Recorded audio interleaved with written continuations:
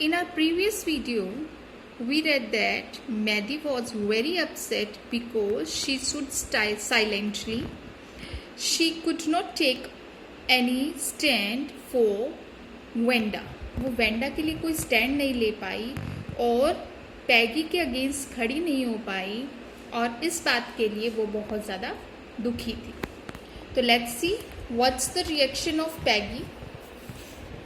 Goodness wasn't there anything she could do?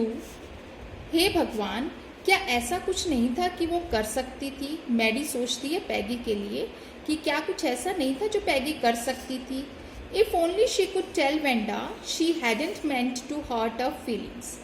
क्या केवल शायद वो इतना ही काश बता पाती वेंडा को कि उसका मीनिंग, उसका अर्थ या उसका मतलब उसकी भावनाओं को ठेस पहुंचाना नहीं था. शी टर्न्ड अराउंड, उसने वो पीछे की ओर मुड़ी. And stole a glance at Peggy, और कक्षा में क्या किया, चोरी की नज़रों से पैगी की तरफ देखा. ग्लैंस मतलब देखना, दृष्टि डालना, स्टोल मतलब चोरी से. But Peggy did not look up, पर पैगी ने ऊपर की तरफ नहीं देखा. She seemed to be studying hard, ऐसा लग रहा था कि वो बहुत ध्यान से पढ़ रही है. Well, whether Peggy felt badly or not, she Maddie had to do something. Well, वो कहती है चाहे पैगी को बुरा लगा हो या नहीं, पर वो यानी कि मैडी उसे ज़रूर कुछ करना था. She had to find Wenda Petronsky, उसे वेंडा पेट्रॉन्स्की को ढूंढना था. Maybe she had not yet moved away, हो सकता है वो अभी वहाँ से ना गई हो. Maybe Peggy would climb the heights with her.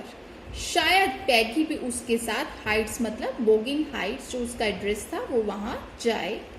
And they would tell Wenda she had won the contest. और वो वेंडा को बताएंगे कि वो कॉन्टेस्ट जो है वो जीत गई है. That they thought she was smart and the 100 dresses were beautiful. और वो उसे बताएंगे कि वो सोचते थे she was smart, कि वो बहुत समझदार है, अच्छी है. and the 100 dresses were beautiful, और जो उसने 100 ड्रेसेस बनाई थी वो बहुत ही सुंदर थी.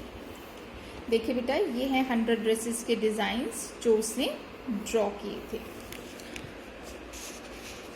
When school was dismissed in the afternoon, जब दोपहर के समय स्कूल डिसमिस हो गया, मीन्स छुट्टी हो गई.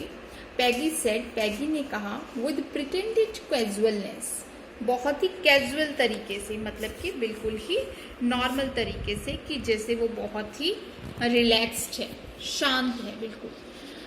हे let's go and see if the kid has left town or not. तो पैगी ने क्या कहा, बहुत ही आराम से रिलैक्स वे में, कि हे लेट्स गो, आओ चलते हैं और देखते हैं कि क्या उस लड़की ने शहर छोड़ दिया है या नहीं. सो पैगी हैड द सेम आइडिया, पैगी का भी यही विचार था. मैडी ग्लोड, मैडी भी थोड़ी सी, उसके चेहरे पर भी खुशी आई कि हाँ ये तो अच्छा हो गया कि पैगी भी ऐसा ही सोच रही है. Peg was really all right, peg जो थी वो बिल्कुल ठीक थी. The two girls hurried out of the building. दोनों लड़कियां जल्दी से बिल्डिंग से बाहर निकली. Up the street towards Boggin Heights, और ऊपर गली में बोगिन्स हाइट्स की तरफ जाने लगी. The part of town that was such a forbidding air on this kind of November afternoon, drizzly, damp and dismal.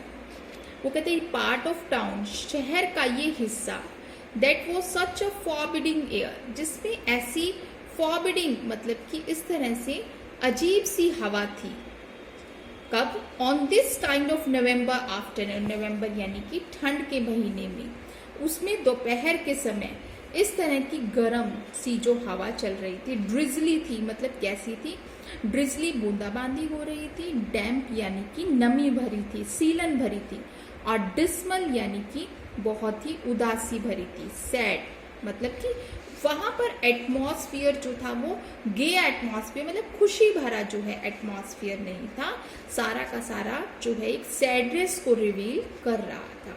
तो ये बोगिंस हाइट्स का वो दृश्य जो है वो हमारे सामने बता रहे हैं, प्रेजेंट कर रहे हैं कि वहाँ की जो हवा थी वो ही अजीब थी। नवंबर के महीने में भी दोपहर के समय सीलन भरी और सैडनेस जो थी उस हवा के अंदर भरी हुई थी।